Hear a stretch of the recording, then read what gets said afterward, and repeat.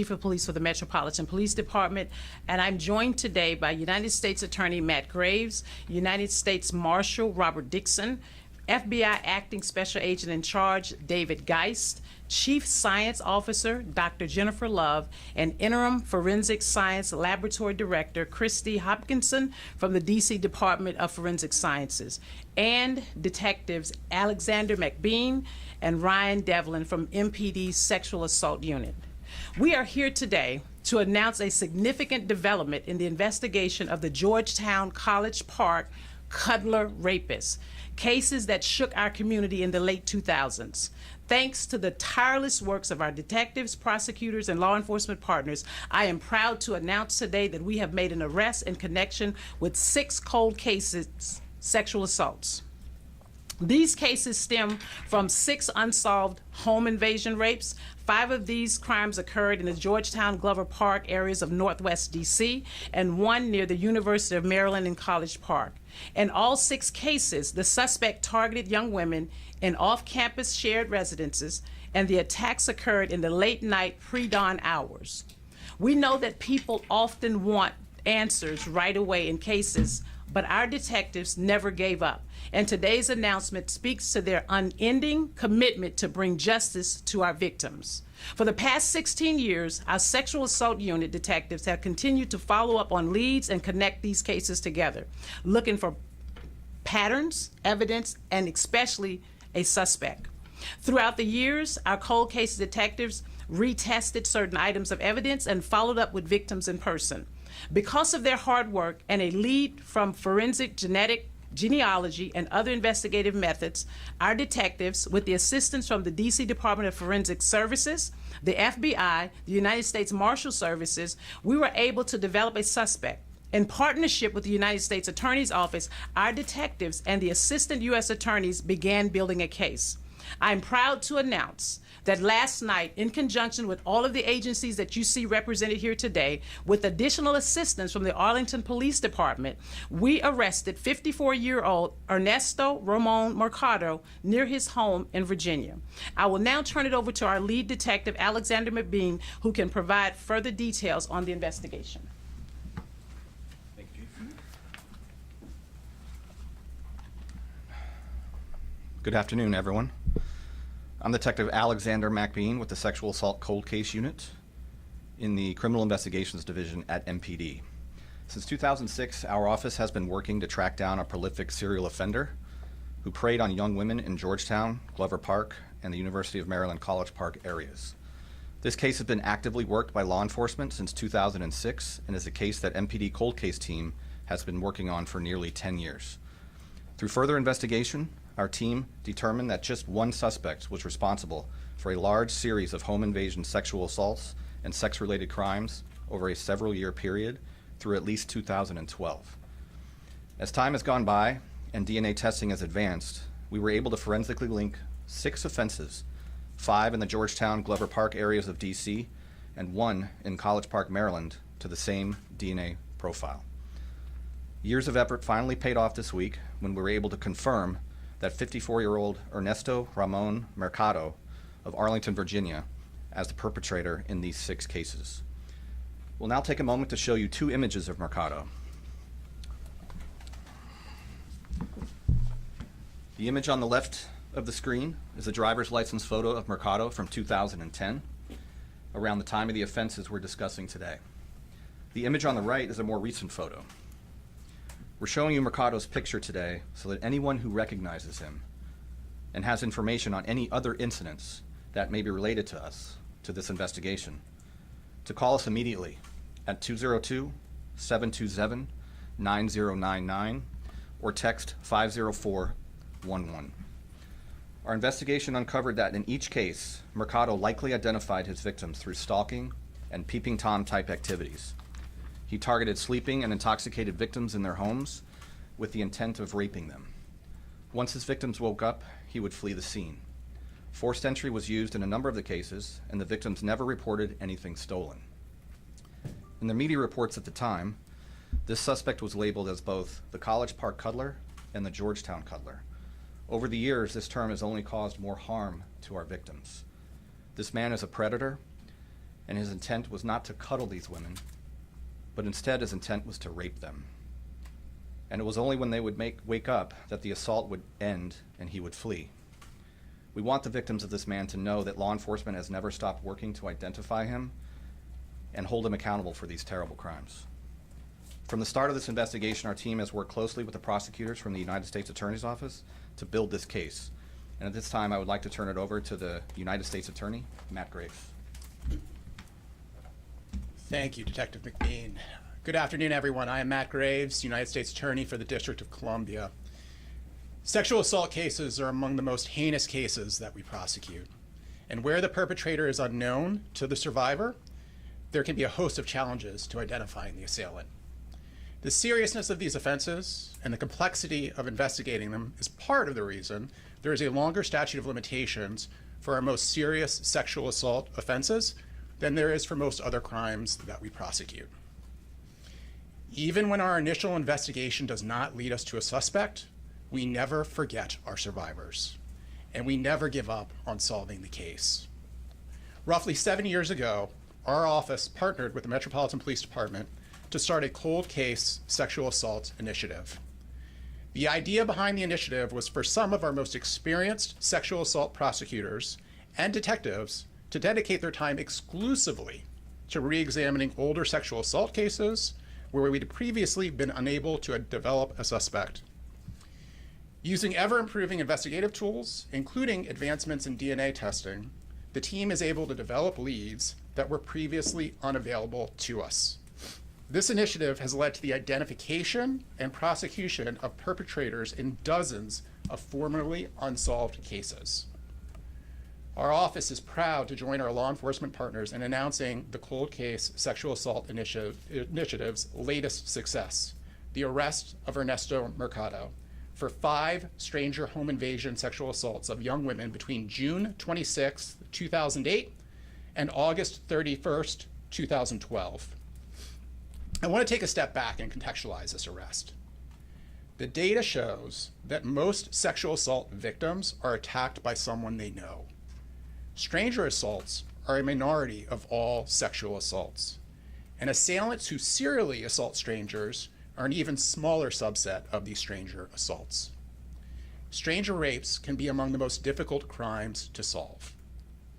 From 2006 to 2012 in the Georgetown area, young female college students and recent graduates reported being sexually assaulted in the early morning hours while they were home asleep.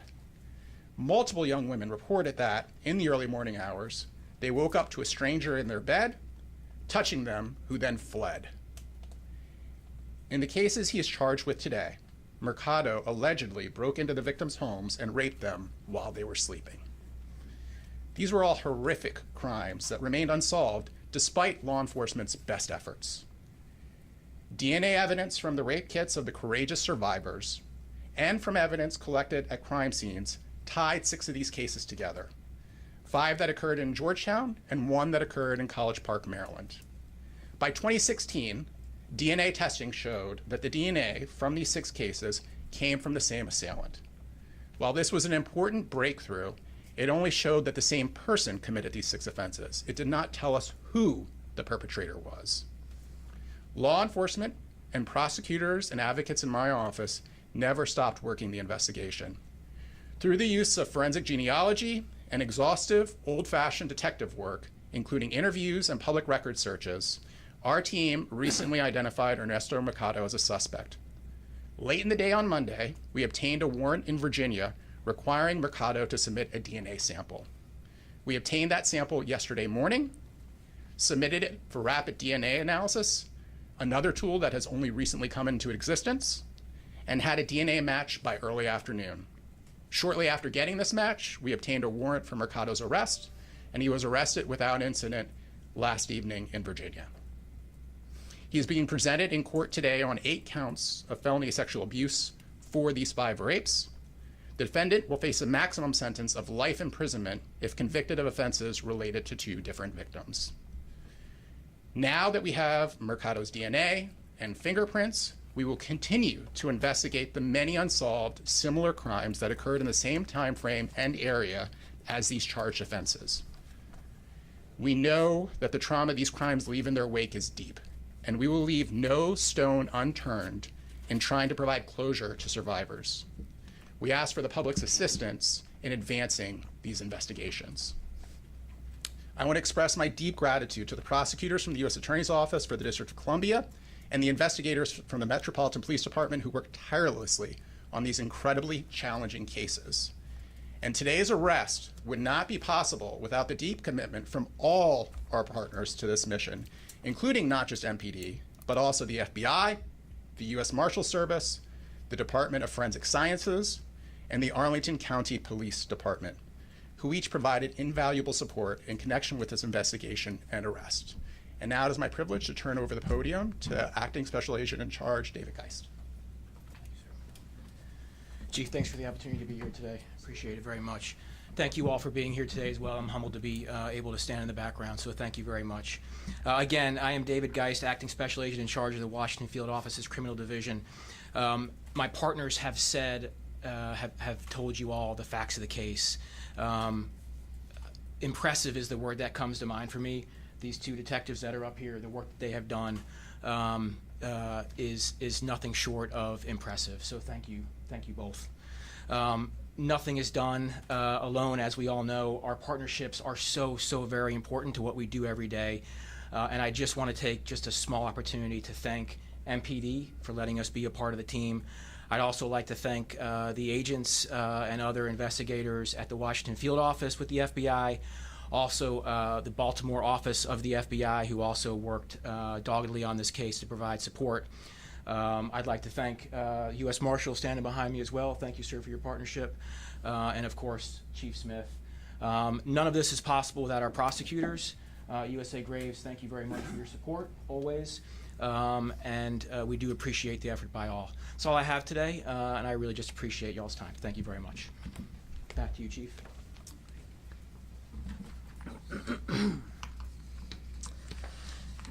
Certainly, this is a culmination of really long hours, long days, a lot of work, a lot of DNA testing, evidence, but more importantly, the fact that we have law enforcement officers, detectives at the Metropolitan Police Department, and our partners who never gave up. And I think that's what today is a reminder of, is that sometimes we have these criminal elements that take place and crimes that take place, but we are never asleep when it comes to making sure that we're putting our best foot forward, bringing our best detectives in this space, partnering with our federal law enforcement partners, the U.S. Attorney's Office, to ensure that we bring these cases to a close. And we will continue to do that throughout this process.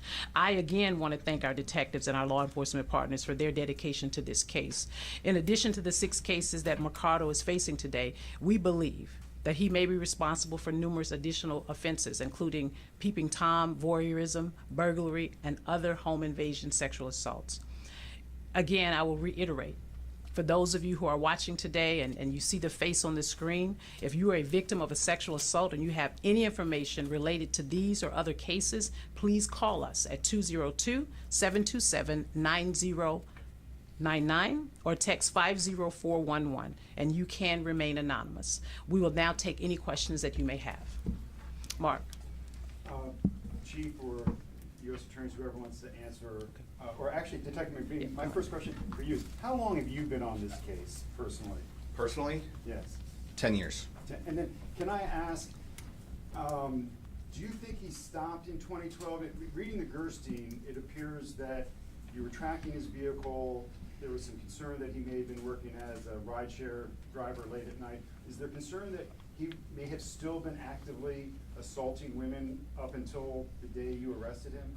The last case that we have that's linked by DNA in this case happened in 2012, but of course we are always concerned with that possibility, which is why we're asking for any additional information from the public.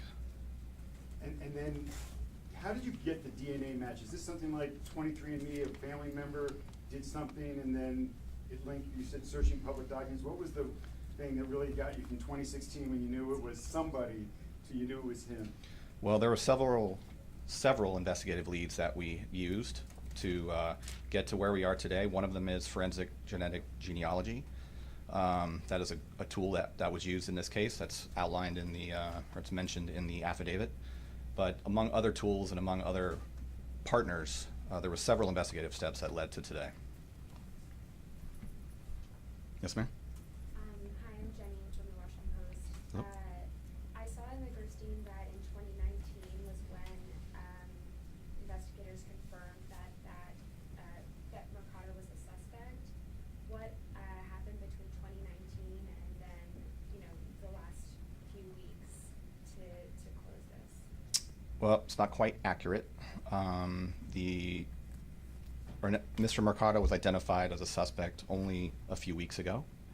In 2019, 2020 timeframe is when the genetic genealogy investigation came into play. Okay. Yes. Yes, sir? The U.S. Attorney indicated the dates of 2008 to 2012 for the 5 offenses in Georgetown. What's the date of the College Park offense? 2009. 2009. Yes, sir. Will he be facing charges in Maryland? Can anybody let us know how that works? So we obviously only have jurisdiction over offenses committed in whole or in part in the district. So if there's a sexual assault that occurs outside of the jurisdiction, it would be up to prosecutors in those jurisdictions as to whether they bring charges. And have you been, do they know, or I'm guessing? We are constantly in communication with all of our partners in the greater DMV area about criminal matters that are of mutual concerns to both of our jurisdictions. The chief mentioned there were, quote, numerous other offenses that he is suspected of. Do you have any number or estimation as to how many and what kinds? So I just want to be clear, there are dozens of offenses that are unsolved that were committed in that time frame, which have some elements in common, at least, to these offenses.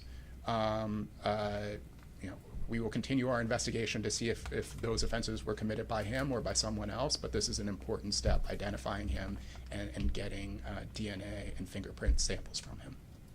He was arrested, Beatrice Peterson, ABC News.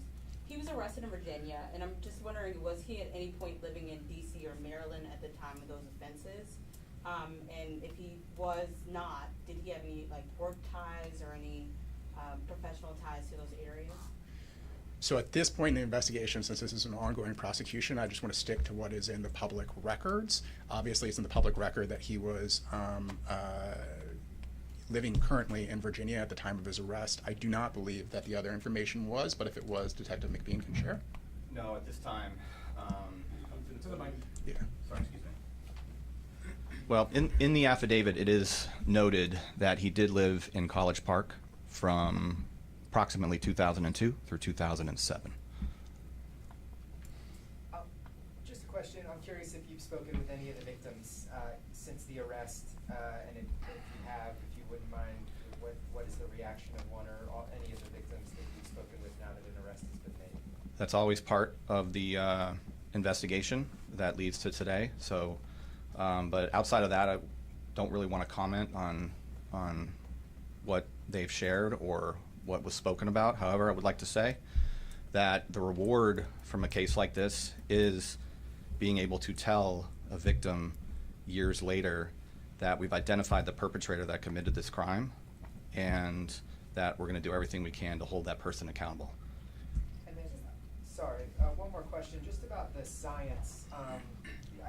The technology I know has really exploded, particularly in the last couple of years. The rapid DNA, is that something, I haven't heard much about that. I mean, how powerful of an investigative tool is that? And finally, just to confirm, you all knew through the DNA that you had that it was the same suspect, but it was only relatively recently that you were able to match that DNA to this suspect. Do I understand that correctly? Second question is correct. Okay. Yep. And as far as rapid, that is a new, relatively new, within the last few years, technology or tool that law enforcement is currently using that can be very beneficial, as it was in this investigation. And just to confirm, so I was looking, there's old articles back from 2013 identifying a Georgetown cuddler, but male victims, so this is totally separate from those cases, those victims, correct? That's correct. All right, thank you, Rick. Any indication he knew any of the victims? No. Thank you. We saw online that recently he's been participating as a youth soccer coach. Do you know anything about his background in his past few years? We do, but at this time we won't comment on that. Thank you. Thank you. Thank you.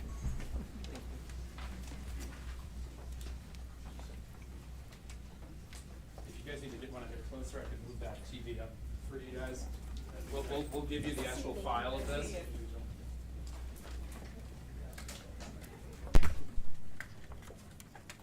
don't know if that helped at all. Is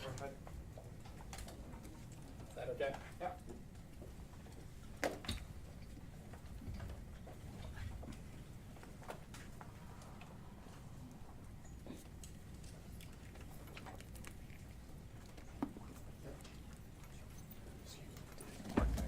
Do you guys need the spelling of Detective Matt Bean's name there? Sure. Sure, Okay, so that was Detective Alexander Matt Bean, Alexander A-L-E-S-A-N-D-E-R. Can you say that into the microphone for us who are streaming, please?